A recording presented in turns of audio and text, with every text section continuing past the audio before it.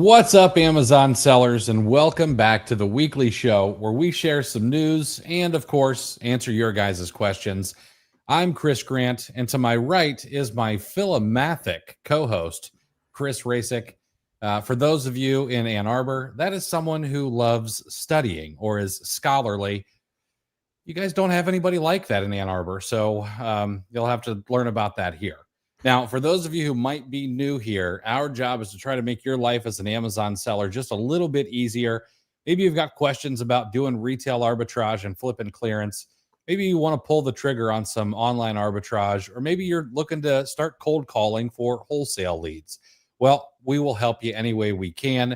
And of course, if you have questions about Keepa or any other tool that we might be able to help you with, drop them in the comments, and we will absolutely take every single question you can throw at us.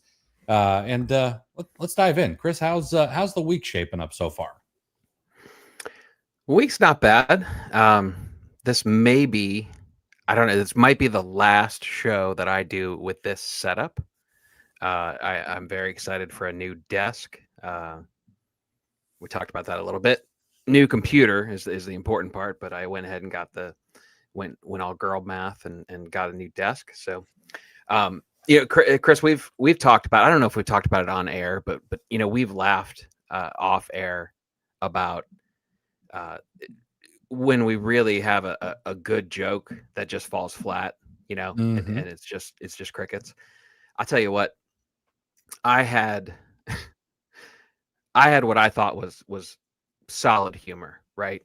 So I've told you there's a guy chat, and it's a bunch of guys that we used to do fantasy sports together and stuff like that. It's half of it is people that I worked with locally, and then the other half are people in other states, right? And there's a guy that lives in the Pacific Northwest. He grew up in Oregon. I think he lives in Washington now, and I didn't realize it because I didn't think about it. But I didn't realize there were like hillbillies in the Pacific Northwest, like just woodsy folk, or however you want to call it. And he grew up without a TV, right? And he's early 40s. Okay. It was part, I don't know, part where he lived, part maybe religious. I'm not sure, but wasn't allowed to watch TV. Then like as he grew up, he got a black and white, maybe rabbit ears or something like that, and he basically was only exposed to Star Trek: The Next Generation, and he exists about 20 to 25 years behind the pop culture awareness scale, and so I tease him constantly. And his last name is Blair, so and that'll be important here in a minute. So in the group chat, we were talking about the passing of Rick Derringer. If you heard, he recently passed away. Rock and roll artist. Luke, I don't know. You'll have to just Google it. I'm not gonna explain it for you.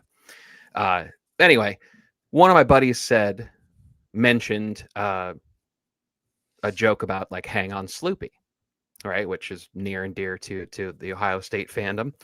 But he said it as if that was Rick Derringer's only decent hit, is how he put it, right? So I was like, all right, "Hang on, Sloopy's classic. Maybe you're not a fan of rock and roll hoochie coo. I can see that. That's fine. However, I took exception because it was Rick Derringer that sang Hulk Hogan's theme song, Real American, at the peak of what was then the WWF. Okay. So I went on a bit of a diatribe and I said, how dare you? To say "Hang on, Sloopy" is the only decent thing Rick Derringer's done. And so I was explaining the history. I said, you remember how big Hulk Hogan was then. He was a national phenomenon. I said, and Real American was just a fist bumping. I mean, it was the wrestling equivalent of Springsteen's Born in the USA at the time, right? Mm-hmm. And I was making an example of how big it was, and I was explaining it. And in the middle of it, I said, it was so big, even Little House on the Blairy would have known what it was. And I sat back and waited for hilarity to ensue, and those bastards never even acknowledged the joke. So I I'm getting less funny simply because I'm old now too. Not just that I make bad jokes, but I couldn't believe it. I mean, I thought that was That's horrible. That's worse than just making the right joke in the wrong audience, you know, Mhm. because you think that they should get it, or at least at least a pity laugh. Yeah. I on the other hand, sometimes I make what I think are excellent jokes, and it's just the entirely wrong audience. I was it wasn't too long ago. I was in an Uber, and there was a burrito wrapper, a Chipotle wrapper on the ground, and um, the Uber driver was like, Is there a burrito in there, or is that just crinkled up, burrito wrapper?" And I was like, "Schrodinger's burrito, man," and just right over top. Uh, Oh man, you have those jokes where, but you come up with some of them, and it's like, I think I deserve some recognition for this, and they just keep going on, just complaining about, Then they start talking wrestling, and it's like, you guys, I'm wasting my comedic efforts, on you, you peasants. ungrateful is Yes. what they are. Well, yeah, it's been a good week here. Today was the last day of school. I no longer have any children in elementary school. Moving on to Mhm. middle school. Had a great time. I had a luau today, and because I volunteered, I got to be on the inside when they clap out the fifth graders. They kind of make them walk out, and all the younger grades clap them out and say good luck next year and all that stuff. So it was nice to be there for that, Yeah. and be able to see that. But man, I'm glad summer's here. It is. I am. You know that I'm not a morning person, and so I get the next 2.5 months of not having to necessarily be awake at 7:20 in the morning to get the kids off to school. So it is a I'm happy for the respite. I bet. I bet. And you know what? Let's put a highlight on that. Especially as down as the seller community can seems to be sometimes collectively, especially recently. Um, it's the job that we do that allows you to be at events like that. I hope that's not Exactly. lost on everyone. Hmm. And maybe maybe you got a bad taste in your mouth over something, a policy change or gatings or whatnot. So maybe it's a little bit harder to remember the positives, but I think we should try to. Absolutely. Yeah. And for those who might be here who are not in that spot yet, where it is the reason that you are able to take off and go to that thing, it still can be. Matter of fact, if you watched our show on Sunday, we went over some numbers that are honestly very positive for the Amazon sellers who are sticking around or are looking to get into this. And I would highly suggest you go back and listen to it if you didn't, because we break down some really interesting stuff. And heck, if you don't want to spend the time there, just go read Marketplace Pulse's most recent article. It is incredibly eye opening. And then if we dive a little bit deeper, well, this may be anecdotal, but I look through, I don't know, maybe 100 ASINs a day or so. Not as many as I should, I know, but I've got some other people who do some work for me too, so that's helpful. But I have been noticing quite a number of ASINs where the price is on the upward trend, which is nice. Makes selling profitable things a whole heck of a lot easier. Yeah. So, do you want me to do the ad spot I, since I I I got it. This one I read over this part. Uh, okay. All right. all right. So of course we have always got an ad spot, guys. In 1999, Netflix was just a 1 year old, and DVD sales were the only profitable part of the company. Still, co-founder Reed Hastings knew he had to get out of sales before the big boys came and crushed him. Late fees provided huge amounts of revenue for Blockbuster, RIP, when they were the king of the hill, and Hastings blew that model up with no late fees. Video stores were on every single corner in every single neighborhood, and Hastings blew that up with mail delivery. DVDs were also the most popular format, and then Hastings went and blew that all to heck with streaming. So, how did Hastings repeatedly blow up the status quo en route to a $515 billion market cap? Well, the fact is, he is data driven. He's reading news for industry developments. He's devouring data on statistics, on tech trends, on moves that competitors are making, and taking in a ton of customer feedback. He's really just getting as much signal as he possibly can. He stays relentlessly informed. And that's exactly what my weekly newsletter, 5 Things for Smart Amazon Sellers, aims to do every Friday at 7:40 p.m. Eastern. No hype, no fluff, just what matters to Amazon sellers right now and in the moment. And just like your favorite Netflix show, it's queued up in your inbox and ready to consume in just a single click. So if you're interested, head over to cleartheshelf.com/newsletter. That's cleartheshelf.com/newsletter. Subscribe. It's absolutely free, and it will show up this Friday at 7:40 p.m. Eastern. All right, dive into some news, shall we? Yeah, that's the first thing I wanted to pull. I actually found one piece of news, and it wasn't too much, but then I found a second piece of news that complemented it perfectly, so I smushed the two together and popped it in here. Basically has to do with Amazon Prime versus Walmart Plus, right? And there's some interesting insights in the news. Consumer Intelligence Research Partners, or CIRP, as it's more commonly known, they updated their survey data comparing Amazon Prime membership to Walmart Plus membership. Amazon continues to push closer to the 200 million member mark, which we recently covered that. They currently stand at 196 million Prime members is what the exact number is.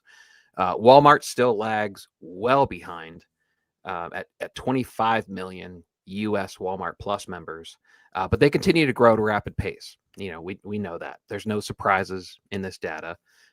It's a continuation of existing trends, but something we think it's worth monitoring. There's some interesting facets as far as Amazon's ceiling and then the gap, the changes in the lead that Amazon has. So it's worth monitoring, I think. However, as we monitor those membership numbers, make sure we don't get caught assuming that this is an either or situation, that we think Prime or Plus is mutually exclusive, because they're not. A significant segment of the US population, of all people, led by millennials, believe it or not, is choosing both Prime and Plus at the same time. Walmart overwhelmingly dominates grocery buying, consistently being the default choice for food and beverages across all income groups and demographics.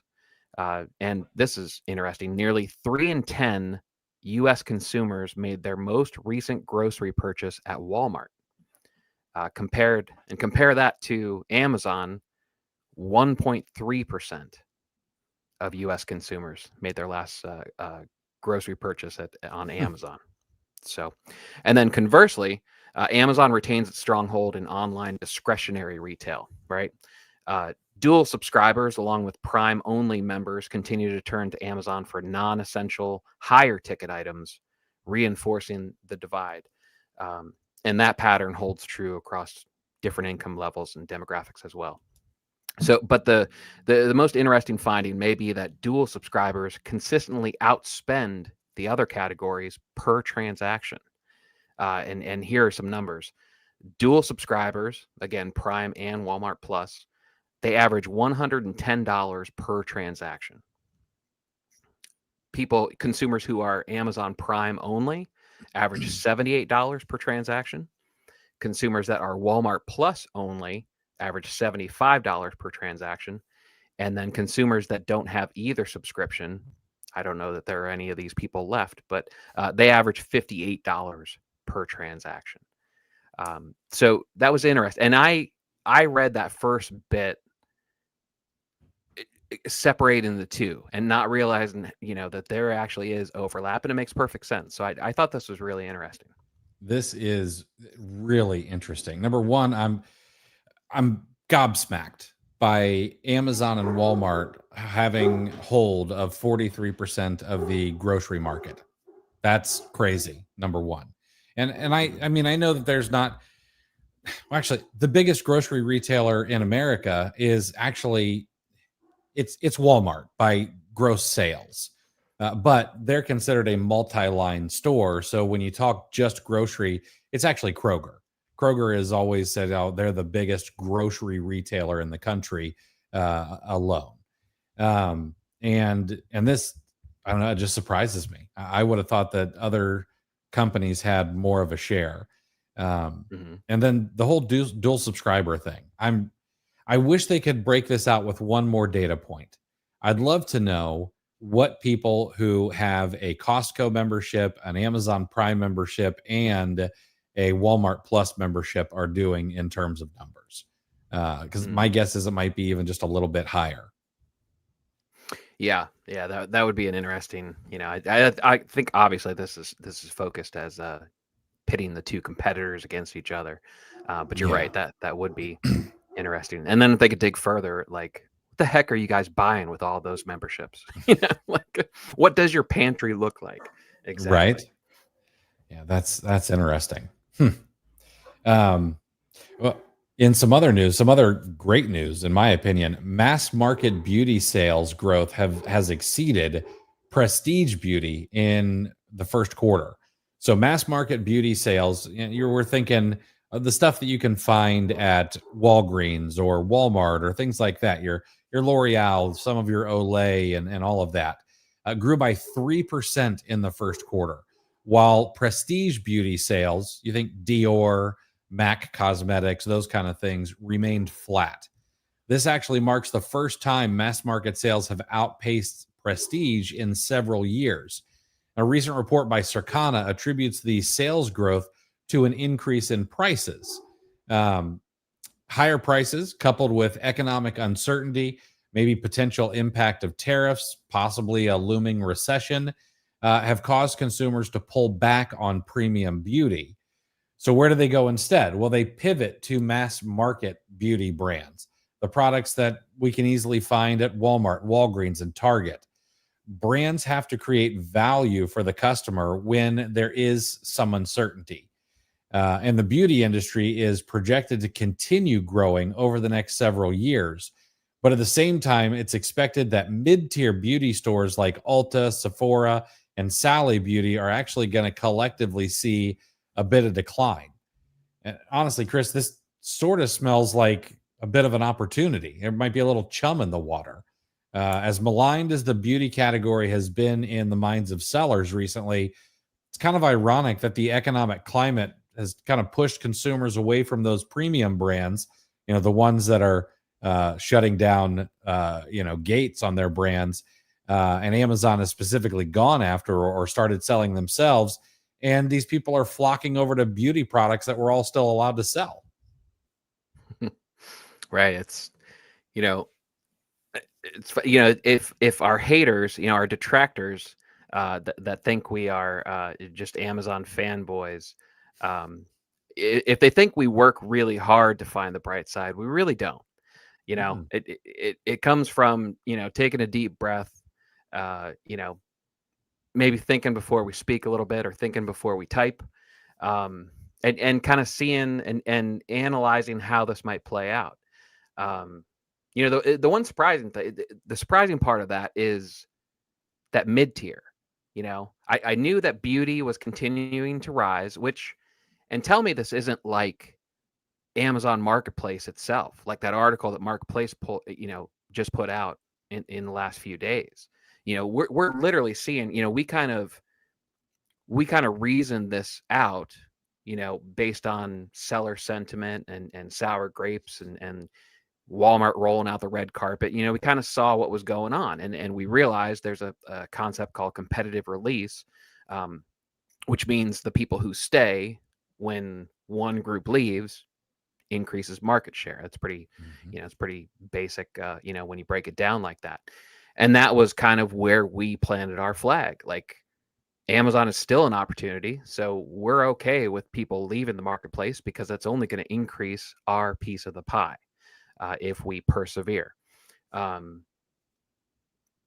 this is the same framework. This is almost the same playbook. It's everybody. How down on beauty is the average seller? It just people. And I kept trying to tell people, and we both did, that it seems like there are more brands going away than you realize because they're all under the Estee Lauder brand.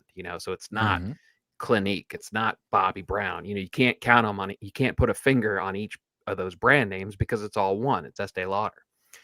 So we recognize that early on, that if you stick around, you're still going to have an increased market share, and you're staying, Amazon as a whole, you're staying in the most dominant marketplace, right? See the numbers that we see above what we just talked about. So that's why it remains an opportunity. And then you have this shift to where there are fewer sellers, but the consumer is coming back to where we are, which is if you're positioned, it's how important is positioning, especially in this context. They're basically walking right into our individual storefronts if you stuck around. Exactly. Before we get to the next piece of news, guys, we are going to get to your questions here very soon.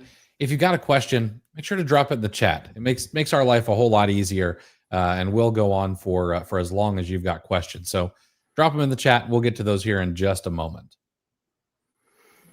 All right. So so there was an interesting piece that I found about speaking about consumer behavior and preferences. There was a piece that Payments put out, and that's the Payments spelled with no vowels. I assume they want it pronounced just like Payments, even though spelling sounds like something I would have said late night on a Friday night back in my bachelor days.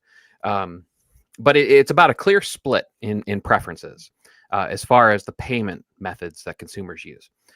So despite ongoing efforts to incentivize credit card usage through rewards programs, American consumers maintain a clear preference split for payment methods based on purchase type.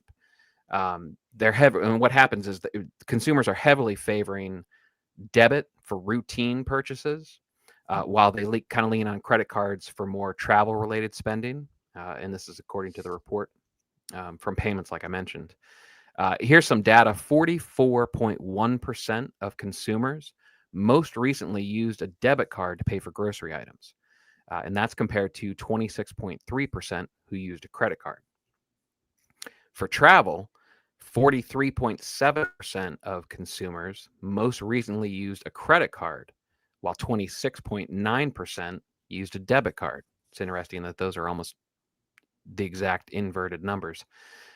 Digital wallet use, as a more general term, it appears to be correlated with purchases that are less routine and more likely made online, which is interesting. It's kind of like an old school philosophy. The report also touches on the persistent dominance of in-store shopping for everyday needs, noting that consumers were 2.9 times more likely to have shopped in-store for their last retail purchase compared to online. I would assume this number drops steadily as time goes on, of course. Analysis reveals that convenience is the dominant factor for debit use. I don't quite get that because my debit and credit card are right next to each other in my wallet, but okay. But this makes me wonder. What I'm interested in is, as these preferences shift to online shopping, which the general trend is going in that direction. We covered that multiple times. I wonder if Walmart starts to have an edge over Amazon due to the grocery dominance. Because there's information out there and there's analysis out there that says this is basically Target's main fumble, is that they didn't go hard enough on grocery. And that's why they're in trouble right now. The longer term problem. So my question is Amazon is the everything store. Unless Amazon does something, and I don't think Whole Foods is the answer, but unless Amazon does something drastic to grab more grocery market share, is it possible that Walmart is positioned themselves as the everyday store? That is an interesting question. I could see how that could happen, Mhm. and I can only imagine how big of a fleet they would need if people want to buy online and maybe not necessarily pick up in store, but have it delivered via, like a DoorDash style, um, or even just pick it up on the way home. If I think if Walmart could figure out how to expand their catalog at each store just a little bit more, it would only make sense. Why not pick up the milk and the groceries? But oh, hey, you know what? I really need that. Really need that discontinued beauty product too. And oh, well, sure enough, I can grab it at the same time, even if that's fulfilled by a third party seller, and Walmart just happens to have it at one of their stores as a method of getting it out to the consumer. That would be a really interesting shift in how things work. But Mhm. saying that, like, and listen, we're starting to sell a good amount of products on Walmart. Like I've been pleasantly surprised with all the gated products I've gotten back and how much of it is going for on Walmart, and actually how much of it is selling for a higher price. But at the same time, does Walmart overcome that this is where you go for cheap groceries and cheap stuff? Or how long does that take? That's a good question. Um, and I almost think that would depend on Amazon giving up their reputation as a good discount retailer. Mhm. I think sentiment would have to sour on Amazon's pricing overall. Because And we kind of live in a different area of Amazon. I think collectively the consumer mindset is I can find it cheaper on Amazon, especially all the in-store comparison shopping and stuff like that. I think that still exists on a large scale. So, mhm. um, arbitrage is, I don't think our arbitrage opportunities, um, and our ability to sell above what we find them in stores. I think we're doing something that the average consumer doesn't realize Oh, yeah. exists. Yeah, So I think it's a 100%. little insulated. Yeah. Yeah, this we've got an interesting 5 years ahead of us. I think it's gonna get real interesting, over the next Hmm. 5 years. Yep. All right, let's answer some questions. I'm very tempted on that last piece, but, I don't know, maybe if we don't have enough questions, we can get back to that, because I think that's something that you and I both, just saw coming. Um All right. Let's see what we got going on here. Corey, talking smack in the chat before we even got started. Good to see you, man. Hey, fake Jocko. Appreciate you showing up. And yeah, I picanha has become my one of my favorite cuts of meat. Excellent cut of meat. I'm a bit of a connoisseur of the meats. I enjoy cooking for my family. All Certainly right, sounds like you David. get your money's worth out of the smoker. Yeah, absolutely. David, if an item seems the same, but you're not positive, what are the risks besides returns? If you have to give paperwork, will it possibly not be accepted if Amazon considers it a different item than the listing? Yes, that is a possibility. Um, so your biggest thing, of course, is going to be returns. Next is going to be negative reviews. The worst is going to be inauthentic. This person sold me something that it's just not the same thing, or it's a fake item, and you've got to go fight that. Now, can you beat an inauthentic complaint when you've sold on the wrong listing? And here's what I'm going to use as an example. Let's say that you buy a Funko Pop that is an exclusive. Well, many times an exclusive Funko Pop will have the exact same numbered item as a regular Funko Pop. It just doesn't have that exclusive sticker. And so maybe you sell one without the exclusive sticker on the exclusive listing.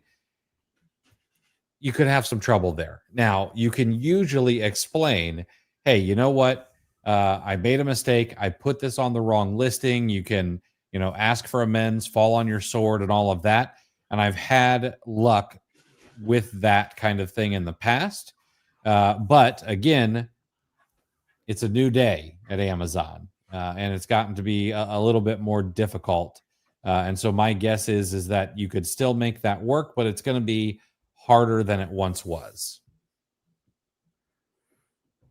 Yeah, and the customers certainly don't do us any favors because even if it is the same exact UPC, same product, but just a simple label design change, that's enough to throw some of the Karens out there off their rocker. So Absolutely. I'll tell you what, been selling more on eBay lately, and my appreciation for FBA and the very small amount of customer service I have to do is so nice. I've already gotten one negative review on eBay, which I made a mistake, but I never figured it was a mistake big enough for a negative review. And then, I always allow people to make offers on items just to try to, drum up a little more. Well, there's one particular item that people were just buying it at full price. And I'm like, you know what? I'm going to have to say no to these people who are offering me 20% less. And this one person just blasts me. Why even offer it? Well, you know why. But people are paying full price. So, don't come at me with a joke. right. Corey with more of it. Rasic, don't let them disrespect you like that. I often laugh at you. Thank you so much, Corey. That's warms my heart. Weston, no proven conference for you guys. So I actually I went and met with Yoda today. Him and I sat down and over a little Starbucks and chatted for a little while. But no, I will actually be at the Proven Conference sometime. Probably not for a long time, but sometime. I'm gonna pop in over there and say hi to some folks who I've got friends over there. So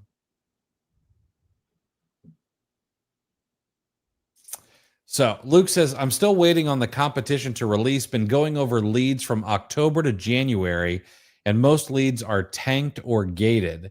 Still finding things to buy though. Yeah, that's good work. I'll tell you what I've had a little bit more luck with lately is just going back 90 days and 45 days. Rather than going back, especially like October to January. The reason I don't like going back there at this time is that prices were probably higher at that point in time, or they were at least staying flat because of the increased demand. So I like to look at the things where it's been sourced either before or after that Q4 frenzy. That's a good point. I tend to look at a lot of the leads that I look at, a lot of the ASINs that I look at had some degree of exposure, whether it be on my own list or, one of the other lists that I subscribe to from other providers, or just simple seller count evidence on the Keepa graph. There's multiple reasons, but, that's a good point about the 45 days, because that's enough of an indication of most likely the worst that the exposure is going to do, and that's a pretty good point. That I think so, at least, to where if it's not all that bad, it's a good jumping in point, and that's still one of those opportunities where, and sometimes it's going to be just a, hold off, and maybe kind of put a firm minimum on it. But, you get those seller counts that are dropping, and even if the price is staying steady, that's going to start bumping up as soon as the right seller sells out. And as we all know, people just sellers just aren't replenishing their leads. So there's some real opportunity in that 45-day window. That's a great point. Yeah. The only reason I really thought about this is recently, I help run a Q2 group, and in that Q2 group, I was a little short. I was a little short on leads for my team, and so I was like, okay, well, how do we fix this? Because I need to get some more. Well, that's exactly what I did. I was like, you know what? Let's try 90 days. And did pretty well there. Went back 45 days. Start seeing where the pinch is turning a corner. And there were a lot. I probably pulled out 15 or 20 leads that were just between 90 and 45 days old. It was great. Mm-hmm. All right, Lori, is there a report where you can find FBA inventory received date? I want to be able to run a report for all my ASINs to see how long they've been available versus how long it took to sell them. Probably.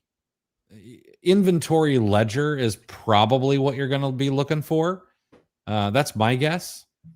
But also in your manage inventory, it will tell you, I mean, it tells you like 0 to 30 and 30 to 60 and 90 to 180. It's not as granular. But I'd probably start with inventory ledger and go from there.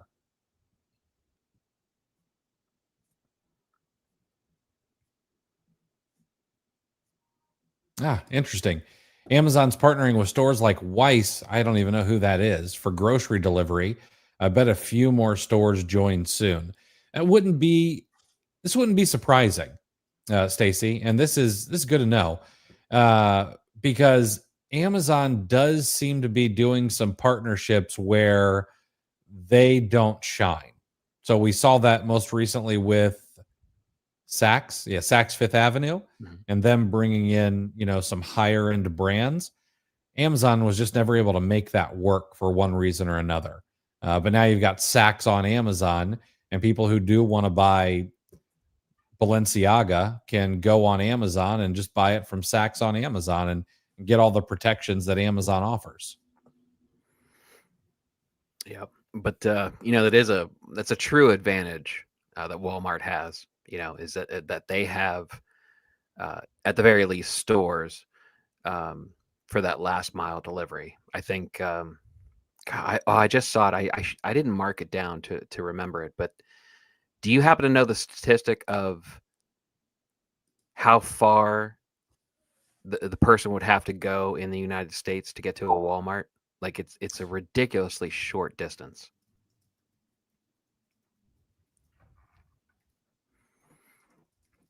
But that, even at worst case scenario, even if there isn't a fulfillment center or whatnot, although there was an article that I considered for the news, I wasn't sure if it was, it might have been too boring, or, one of those that only interest me and a few of us. But there was a story that said Walmart was able to build and get up and running a fulfillment center in 7 days. That's insane. And it might have been a little smaller, might have been a micro fulfillment center, which is such a thing. Even Walgreens is doing that. So, but 90% of the U.S. population lives within 10 miles of a Walmart store. There you go. Yeah. So that's a serious advantage. Absolutely. And guys, listen, if you have questions, please drop them in the chat. We want to answer as many as we can for you guys. And yeah, Corey, people are crazy, man. One of your inauthentic complaints a while back was a guy complaining that he got women's socks when he thought he purchased men's. Yeah, and obviously it said women's socks. Yeah, he knew what he was doing. They just didn't fit right.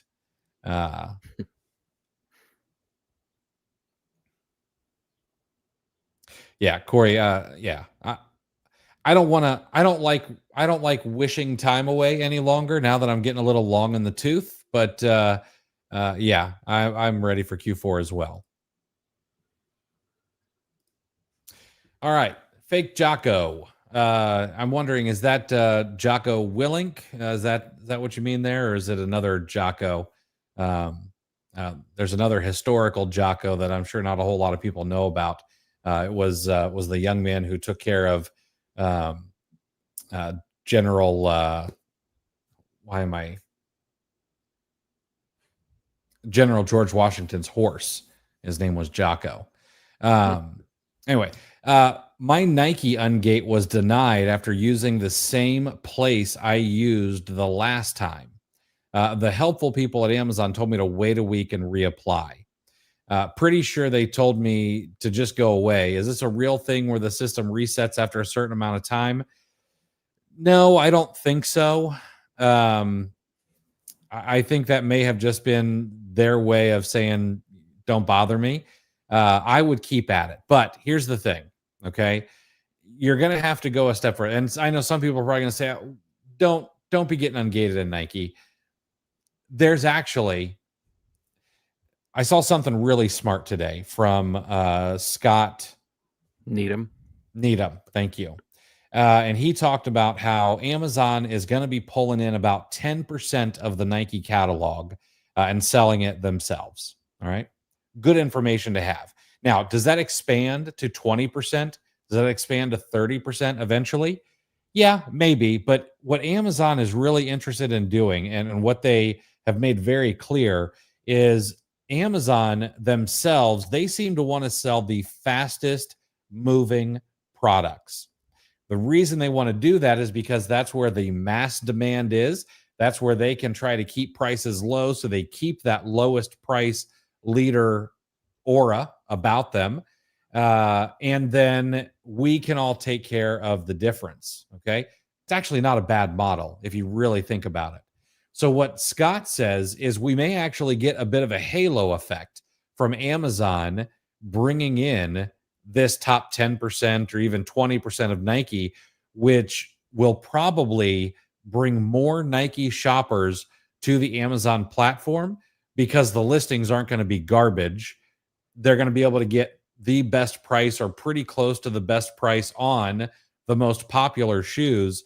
And then while they're there, they're going to buy the last season running shorts that you're selling for a 30% or 40% markup from MSRP. This actually could be a good thing for those who want to sell Nike. Okay. But now back to your problem with wanting to get ungated. Number one, 30, 40, 50 submissions is really the norm right now. Okay. Once or twice that's nothing. You're just getting warmed up.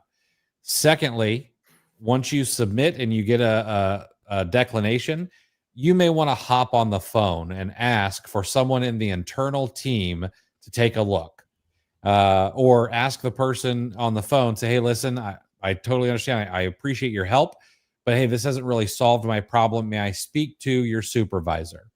And you go up that chain until somebody says, listen, this isn't the right paperwork, or, oh, I take a look and this all looks good. Yeah, let's go ahead and get you through. Those are the two things that you're going to probably need to do in this particular case. And that's one of the few circumstances where it is proper to ask to speak to the manager, and you don't have to have an asymmetrical haircut to do so. You are Right. you're actually allowed in that scenario. But yeah, that's a great point. I have that up here to kind of read slower. I kind of like blew through his post real quick, but I actually have it up so I can kind of spend a little bit of time and dissect it. But what a great insight that is, and it's absolutely true. In the scenario that I wonder is, we know how finicky Amazon is with their shelf space in their fulfillment centers.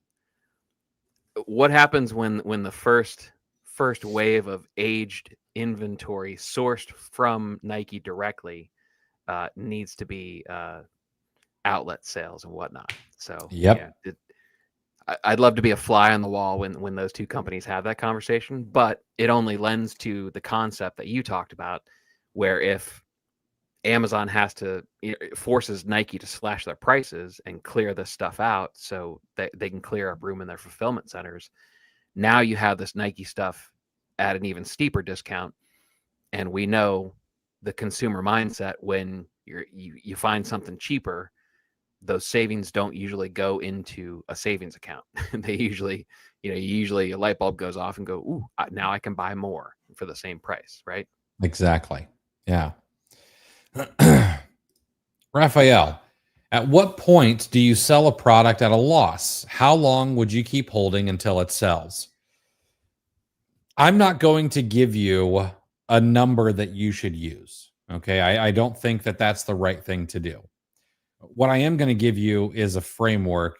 And what you need to do is you need to figure out what is your holding period willing to be. All right. And you need to think about a couple of things. Number one, once you buy your inventory, it is a sunk cost. All right. There's only one way to get that money back. That is by making a sale. If you hold, the longer you hold on to that inventory, you're now going to have holding costs.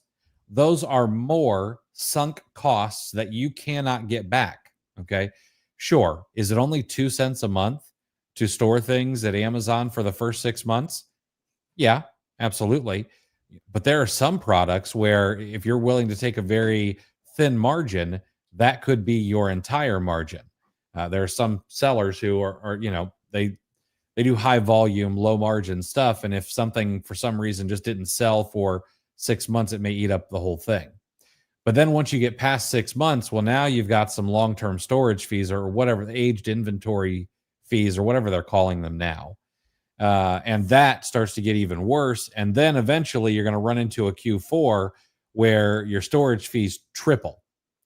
So what I would do is I would say, listen, this is how long I'm willing to hold for. And at that point, I need to drop the price. I need to get this sold. Okay. So for me, at 60 days, we go from a minimum 15% ROI to a minimum 0% ROI at 60 days. At 90 days, we go to a negative. It's time to burn the boats. It's time to, if I only make $1 back, that's fine because it's probably more than I'll make letting Amazon liquidate the inventory for me. So that's what we'll do. And that's it. And then because I have these rules in place, there's no rethinking it. There's no, oh, this is going to come back. No, that's it. Okay. We don't want to have holding costs. And if you're using credit cards or anything like that, and you are not capitalized well enough to be able to handle those and not have a debt payment or an interest payment, you need to worry about that too. So that's the way that I do things. And like Corey here, he's different. Corey says he's deep in everything, so it's 12 months from the day of purchase. I thought you were insane for not having a repricer, but you might be even crazier for holding on for 12 months, man. I'm gonna print off my tweet thread about the speed of money, and I'm gonna mail it to his house. He's different, all right.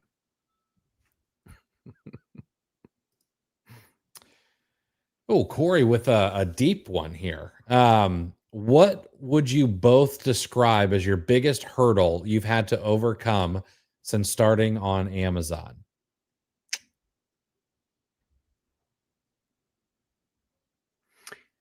I'll go first. Okay. Because I still don't have it right. Corey, my biggest hurdle is building and sticking to a work day and a routine. Because I left my full-time job shortly after the pandemic. I kind of I think I settled in snugly into the sentiments behind the Great Resignation that they called it back then. I was getting older, and my youngest, last child, had a year left before she went off to kindergarten, which is an emotional ringer for me. Even though 4 kids in, I never get used to passing my little baby off to strangers for an entire day. So all of that stuff kind of sunk in. So I figured it out. And I was like, all right, I did it.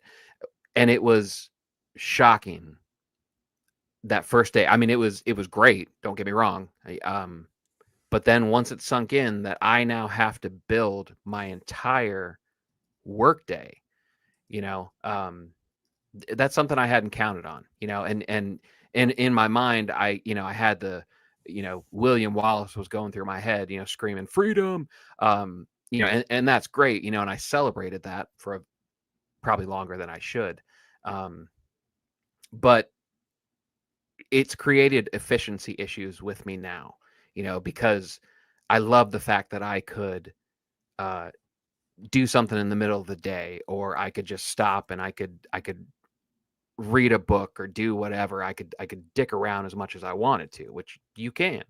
Problem is, you also have to have a process in place, and there's things that need to be done on a regular basis, and there's more structure than I realized, I didn't really appreciate the need for some sort of structure. It's not just anarchy, whatever, I'll do whatever, and just kind of, let yourself be distracted into building a massive Amazon store. You can't do that. You do have to put, you do have to put something in place, some sort of regimen. And that can be tough. It continues to be tough for me to build a schedule. Mm-hmm. I'm not going to just copy Chris's answer, but it's spot on. That's still the, and if you read any management books, there's two styles. There's one where you rip the door off the hinges and anybody can come at you at any time. And then there's another one where you make sure your door is shut at all times.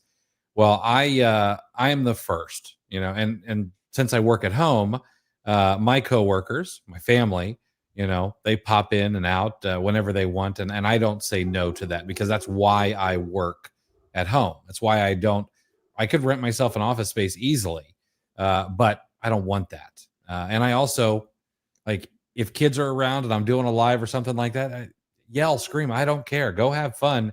That is the fruit of this labor.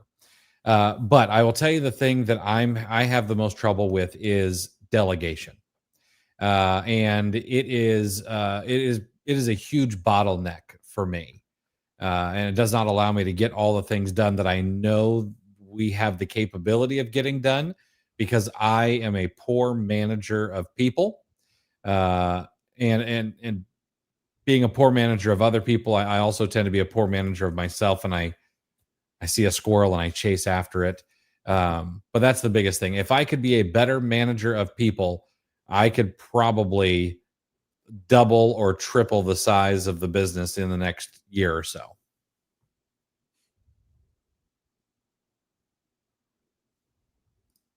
I think, did Corey just admit to human trafficking? Oh, geez. The FBI has just entered the chat. 20 full boxes full of Asians? David, is Fish Pond okay to source from? Every time TA finds something, the page doesn't exist. I have never once been able to buy from Fish Pond. Either the page doesn't exist, like you said, or the price isn't right, or it's sold by a third party. Fish Pond is a marketplace. So personally, I've just removed them from the list. They're not even a source that I would look at any longer. I did make good money on a book that I bought off of Fish Pond. Nice. I think it was a Kim Kardashian book. I bought it. I basically doubled my money. It turned out the book sold for like $70-$80 on Amazon or something like that. Who is buying a book that she wrote? I'm gonna upset somebody. The paper it was written on has to be more valuable than any of the ideas in that book. Well, it had significant sections of pictures. So Gotcha. I think that was the selling point. Okay. So. Okay. Rosemary, how does Amazon calculate the excess inventory the in-stock rate, and the sell-through rates. I don't know the actual math on any of that. Excess inventory, they don't really tell us. I don't know that they give us the equation for any of these things, to be quite frank. I mean, the in-stock rate, that one's kind of easy. How many ASINs are you in stock on? How many are out of stock? That one's fairly simple. Sell-through rate, it's how fast your inventory turns over. Like mine, the last I checked, mine was at like 2.7. That means I'm turning over my inventory, 24, 25 times a year, essentially. But I don't know the numbers of how they come up with that. And excess inventory, I don't know. That one just seems like a black box. I've never tried to figure it out. Unfortunately, I'm not being very helpful at all here, so I apologize. Well, I think part of it is simply keeping up, monitoring it, even if you don't know the exact calculations. If you kind of keep your thumb on the pulse of what you have going on, the simple fact that there's more or less, or one number's higher or lower, if you go back to it on, say, a weekly basis or something like that, you're essentially getting the information that you need. And in the case of excess inventory, you could make an argument that number probably needs to be 0, however it's calculated, right? Yeah. Amazon Con 1. I'm trying to reach 100K a month in sales. Just a milestone I have. That's all right. Everyone needs a goal. But now it's time to focus on the process and let the goal go. The only advice I have received is to spend more. Yeah. Do you think one could spend too fast? Also, yes. Be quite frank, selling on Amazon really is the epitome of the midwit meme.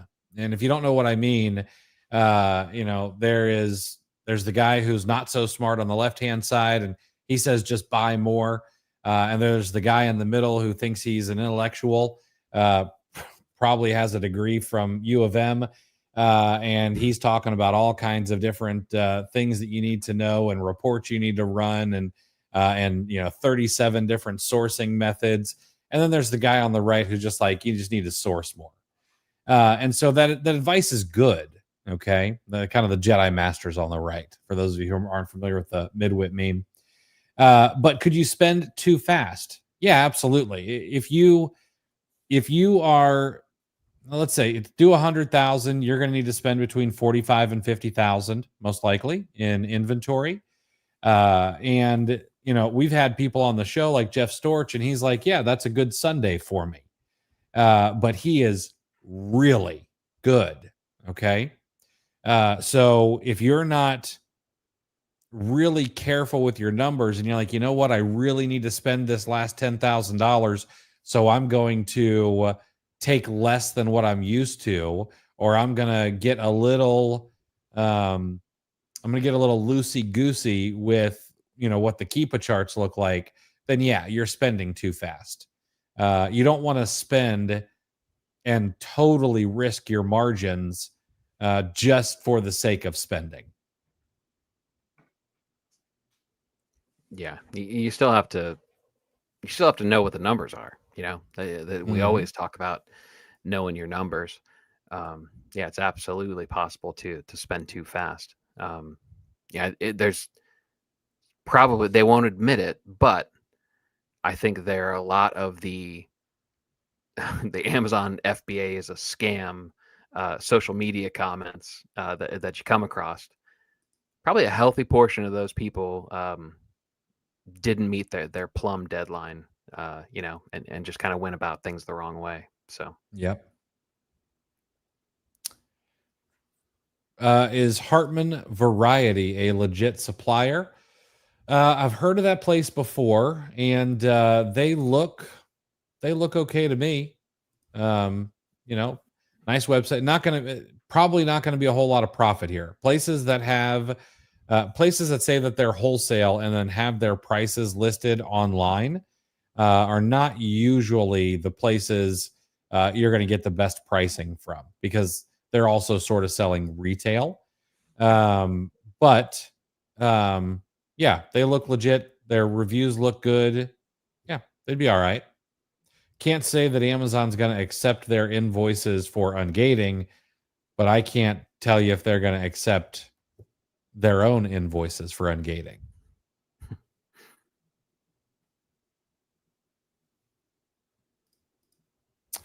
Let's see. I have the second tier of Be Cool, where you can use AI repricing. Thinking I should upgrade to the next tier to help me reach 100K a month. Do you think this would help? Yeah, repricing is absolutely one of the most important things you can do. Yes. I would also suggest a different repricer. Grab yourself Aura or grab yourself Smart Repricer. If you want to pay for it, grab Seller Snap. Grab a really great repricer. You will thank me in about 30 days from now.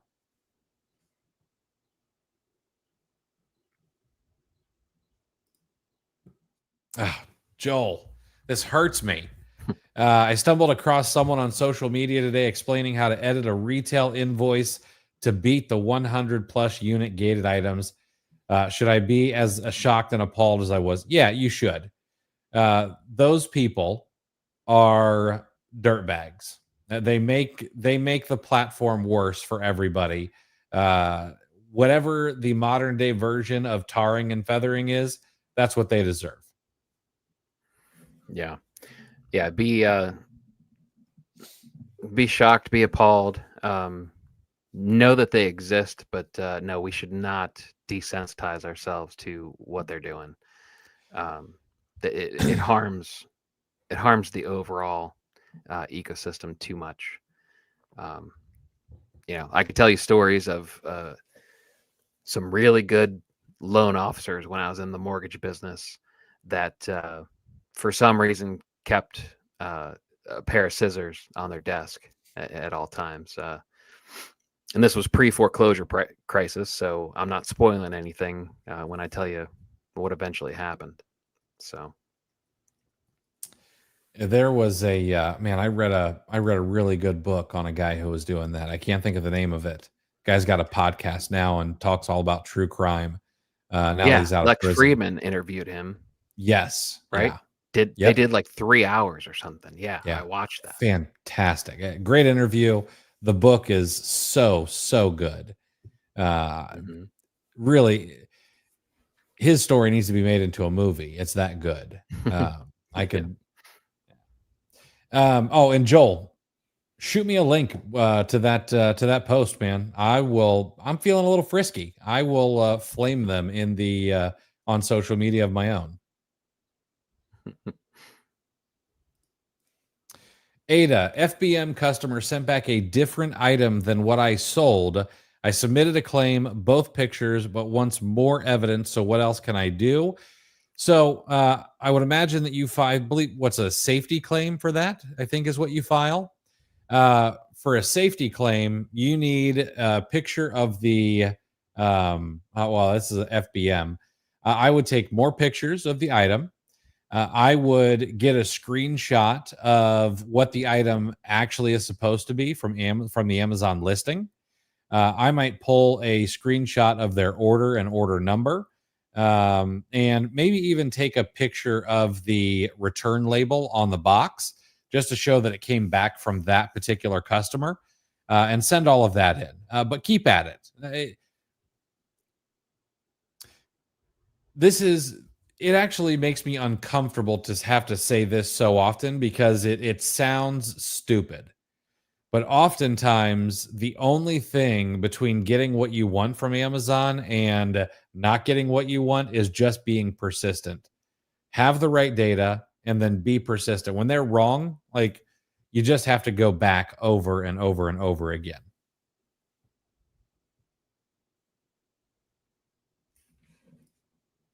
All right. Any other questions, thoughts, concerns before we wrap things up for the day?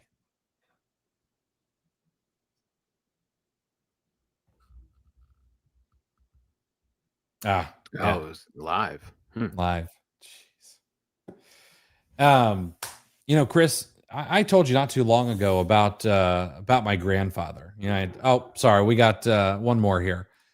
Prime Day is extending from 2 to 4 days in June. How would you best prepare for that? Glad you brought this up. You have about 18 days to get inventory into Amazon if you want it to be there for Prime Day. How does a reseller, an arbitrage seller, prep for Prime Day? You just send in more inventory. That's about it. We are not the ones who really should expect. You're going to get big bumps in sales for a couple of days. Okay.